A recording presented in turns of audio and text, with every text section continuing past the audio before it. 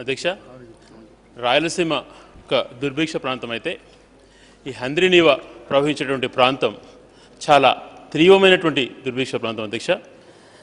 ఈ ప్రాజెక్ట్ అయితే ఎక్కడైతే ప్రవహిస్తుందో ఆ ప్రాంతాలన్నీ కూడా దాదాపుగా మన భారతదేశంలోనే అత్యంత తక్కువ వర్షపాతం ఉన్నటువంటి ప్రాంతాలు అధ్యక్ష. జైసల్మర్ తర్వాత అత్యంత తక్కువ వర్షపాతం ఉన్నటువంటి ప్రాంతాలు. ఈ ప్రాంతాలని ఆదుకోవాలన్న ఉద్దేశంతో, ఆ ప్రాంతాలలో కూడా పచ్చదనం చూడాలన్న ఉద్దేశంతో ఎన్టీ రామారావు గారు పేరు నామకరణం చేశారు అధ్యక్ష, హంద్రీనీవా సృజస్రవంత్ అని.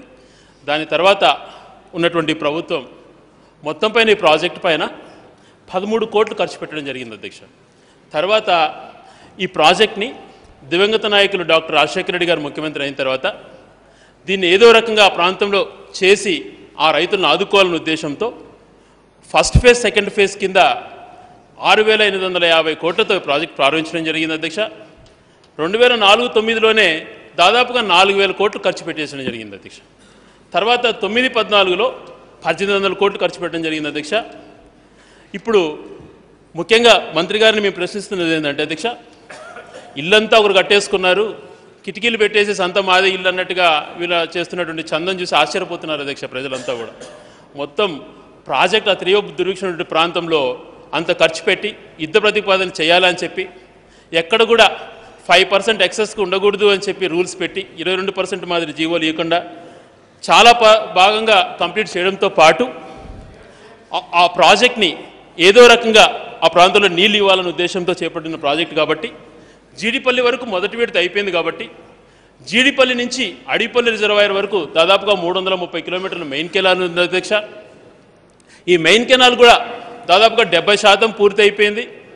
కానీ ఈ మధ్యన కొత్త వాదనలు వినిపిస్తున్నాయి అధ్యక్ష. మా వాదన ఏంటంటే అధ్యక్ష, ఏ ప్రాంతానికైనా నీళ్ళు ఇవ్వాలి, కానీ అందులో భాగంగా మెయిన్ కెనాల్ని నిర్లక్ష్యం చేసి అటు ఇటు తరలించకపోతే దీని ప్రయోజనం, అంటే దీని ఉద్దేశం మారిపోతుంది అని చెప్పి మంత్రి గారు తెలియజేయడంతో పాటు ఏదైతే మెయిన్ కెనాల్ ఉందో 330 కిలోమీటర్లు, దీని ప్రాధాన్యతనిచ్చి ఫస్ట్ దాన్ని కంప్లీట్ చేయాలని చెప్పి మంత్రి గారిని కోరుతున్నాం అధ్యక్ష.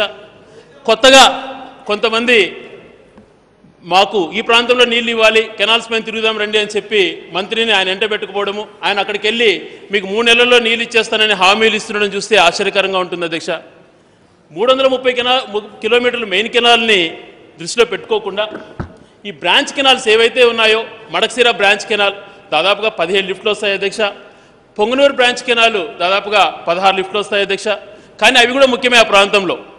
కానీ గ్రావిటీతో ఏదైతే 300 కిలోమీటర్లు వెంటనే అయిపోయేటువంటి ప్రాంతం ఉందో దాన్ని టేకప్ చేయాలని చెప్పి మంత్రి గారిని కోరుతున్నాం అధ్యక్ష. బ్రాంచ్ కెనాల్స్కి ప్రయారిటీ వద్దని ఎక్కడ చెప్పట్లేదు అధ్యక్ష, కానీ గ్రావిటీతో ఎక్కడ లిఫ్ట్ లేకుండా గ్రావిటీతో మెయిన్ కెనాల్ కంప్లీట్ చేస్తే తర్వాత బ్రాంచ్ కెనాల్స్కి ఇచ్చుకునే దానికి బాగుంటుంది అని చెప్పి మంత్రి గారికి తెలియజేసుకుంటూ, అదే రకంగా రాయచోటి నియోజకవర్గం అంటే చాలామంది అధ్యక్ష అనంతపురమే పెద్ద దుర్భిక్షమైనటువంటి ప్రాంతము, ఇంక ఏది లేదు అన్నట్టుగా అంటుంటే ఒకసారి ఆ ప్రాంత ప్రజాప్రతినిధిగా చాలా బాధగా అనిపిస్తుంటుంది అధ్యక్ష. ఏ రకమైనటువంటి దుర్భిక్ష ప్రాంతం అంటే అధ్యక్ష రాయచోటి, కనీసం హార్టికల్చరల్ అక్కడ లేదు, ఏ రకమైనటువంటి పంట పొలాలు పెట్టుకునే అవకాశం లేదు, 1600 అడుగులు బోర్లు వేస్తే నీళ్లు పడలేనటువంటి పరిస్థితి. ఈ రకమైన పరిస్థితులలో ఈ ప్రాజెక్టులో నీళ్ళు ఇచ్చి ఆదుకోవాలని చెప్పి కోరుతున్నాం అధ్యక్ష. మెయిన్ కెనాల్లో ఇచ్చేదారు వల్ల గ్రావిటీతో వచ్చేదాని ప్రకారం ప్రయారిటీ ఇస్తే త్వరగా కంప్లీట్ అయిపోతుంది అధ్యక్ష. అరకొరగా దాదాపుగా 800 కోట్లు ఖర్చు పెట్టాల్సి వస్తుంది, అవంతా కూడా ఈ బడ్జెట్లో కేటాయిస్తారని చెప్పి కోరుకుంటున్నాను. అదే రకంగా ఆ ప్రాజెక్ట్ కింద వచ్చేటువంటి R&R ప్యాకేజెస్లో కూడా కొన్ని విలేజ్ చాలా తక్కువ విలేజెస్ అధ్యక్ష, వాటికి ఇంతవరకు ఎటువంటి గైడ్లైన్స్ ఇవ్వలేదు అని చెప్పి అక్కడ SDC చెప్తున్నారు. వాళ్ళకు కూడా త్వరగా ఆదేశాలు ఇవ్వాలి అధ్యక్ష. అధ్యక్ష, ఇంకొక ముఖ్యమైనది అధ్యక్ష, అదే రకంగా ఏదైతే ఈ ప్రాజెక్టుకు కొంచెం ముందరగా వెలిగల్లు ప్రాజెక్ట్ అని ఒకటి ఉంటుంది అధ్యక్ష రాయచోటి నియోజకవర్గంలో. ఆ వెలిగల్లు ప్రాజెక్టు పైన అనేక ప్రాజెక్టులు కట్టడంతో 4 TMCలతో నిర్మించుంటే ఆ ప్రాజెక్టుకి నీళ్లు రాకుండా పోయేటువంటి అవకాశం కలిగింది అధ్యక్ష. దివంగత నాయకుడు డాక్టర్ రాజశేఖర రెడ్డి గారు తను ముఖ్యమంత్రిగా ఉన్నప్పుడు ఆ ప్రాజెక్ట్ ఓపెన్ చేసే టైంలో ప్రాజెక్ట్ ఓపెన్ చేసినటువంటి మరుసటి రోజే అక్కడ ప్రజలకు మాట ఇచ్చిన ప్రకారము జీవో నెంబర్ 95 రిలీజ్ చేశారు అధ్యక్ష. దాని ఉద్దేశంలో తను ఏం చెప్పారంటే, హంద్రీనీవా కేవలం ఒక 1/2 కిలోమీటర్ ముందర వెళ్తుంది కాబట్టి అక్కడి నుంచి ఒక లింక్ కెనాల్ ఇస్తాము అని చెప్పి ఆ లింక్ కెనాల్ కూడా అమౌంట్ శాంక్షన్ చేయమని కూడా జీవో ఇవ్వడం జరిగింది అధ్యక్ష. అది ఈ జీడిపల్లి నుంచి గ్రావిటీతో వస్తుంది కాబట్టి దానికి కూడా ప్రాధాన్యతను ఇవ్వాలి అని చెప్పి మంత్రి గారిని రిక్వెస్ట్ చేసుకుంటున్నాం. అదే రకంగా నీళ్ళు ఇస్తే ఈరోజు డెడ్ స్టోరేజ్ ఉన్నటువంటి వాటర్తోనే దేశంలోనే అత్యంత ఎక్కువగా త్రాగునీటి సమస్య ఉన్నటువంటి రాయచోటికి నీళ్ళు ఇవ్వగలుగుతున్నాం అధ్యక్ష. ఈ ప్రాజెక్ట్ని 3 TMCలు ఆ ప్రాజెక్టుకి ఇచ్చి గ్రావిటీతో వచ్చేటువంటి మెయిన్ కెనాల్ని త్వరగా కంప్లీట్ చేయాలని చెప్పి మీ ద్వారా మంత్రి గారిని కోరుతున్నాం. ఆ రకంగా ఎంతకంటే 2016 జూన్ అని అంటున్నారు అధ్యక్ష. దానికి ప్రణాళిక రూపొందించుకొని ఆ టైం మారకుండా ఖచ్చితంగా ఆ ప్రాంతానికి ఈ ప్రాజెక్ట్ టోటల్ కంప్లీట్ అయిపోయి ఆ లింక్ కెనాల్ని కూడా త్వరగా పూర్తి చేయాలని చెప్పి కూడా మీ ద్వారా కోరుతున్నాను అధ్యక్ష. 15 రోజులకు ఒకసారి కాదు, వారానికి ఒకసారి చేసిన సంతోషమే అధ్యక్ష.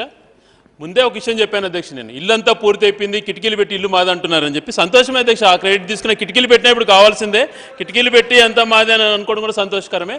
కానీ ఒక్క అంశం చెప్పాలి అధ్యక్ష, అష్యూర్ వాటరు అన్న అంశం మంత్రి గారు మాట్లాడారు అధ్యక్ష. రాజశేఖర రెడ్డి గారు ప్రాజెక్టులు కట్టే 2004లో ప్రాజెక్ట్ చేసేటప్పటికే ట్రిబ్యునల్ వచ్చింది అధ్యక్ష. మన దేవినేని ఉమా గారు నాకు గౌరవించి మంత్రి పదవి ఇచ్చినారు, నేను ఆ మంత్రి పదవిలో హ్యాపీగా ఉన్నానని చెప్పుకోవడానికి ప్రయత్నం చేసినారు తప్పితే 1994 నుంచి 2004 వరకులో 30% ప్రాజెక్ట్ కంప్లీట్ చేసిన ఈరోజు అష్యూర్ వాటర్ వచ్చేటివి అధ్యక్ష. ఆ అష్యూర్ వాటర్ రాకపోవడానికి గల కారణం వీళ్ళని చెప్పేది అది మాట్లాడారు అధ్యక్ష. ఆల్మట్టిని కూడా ఆహ్వానంలోనే చేసుకునింది. ఆ రకం ఏ రకంగా ఈ ప్రాంతానికి అన్యాయం చేసిన దానిపైన మాట్లాడుకోకుండా మాట్లాడుతున్నారు. ఎస్ అధ్యక్ష, మా నాయకుడు రాజశేఖర రెడ్డి గారు కారుకు అడ్డుపడ్డారు అధ్యక్ష. కారణం దుర్భిక్ష ప్రాంతంలో నీళ్ళిమ్మని అడ్డుపడ్డారు. కానీ అధ్యక్ష మేము చెప్పులు విసిరేయలేదనే అంశం కూడా ఒకసారి మంత్రి గారు గుర్తుపెట్టుకోవాలి అధ్యక్ష. వాళ్ళ నాయకునికి ఏ రకమైనటువంటి గౌరవం ఇచ్చారో అది మర్చిపోతే ఎట్లా అధ్యక్ష? మేము ఒకటే అధ్యక్ష ఈరోజు చెప్తున్నాము, తాను హంద్రీనీవాకు ప్రాధాన్యతను ఇస్తానని చెప్పడం సంతోషదాయకమే, 15 రోజులకు ఒకసారి రివ్యూ చేస్తానడం సంతోషదాయకమే, లింక్ కెనాల్ ఇచ్చి వెలుగలకు 3 TMCలు ఇవ్వండి, గ్రావిటీకి ప్రయారిటీ ఇవ్వండి అని చెప్పి గట్టిగా అడుగుతున్నాం అధ్యక్ష. దాని వరకు ఆయన గట్టిగా అష్యూర్ చేసి చేయమని చెప్పి కోరుతున్నాం అధ్యక్ష.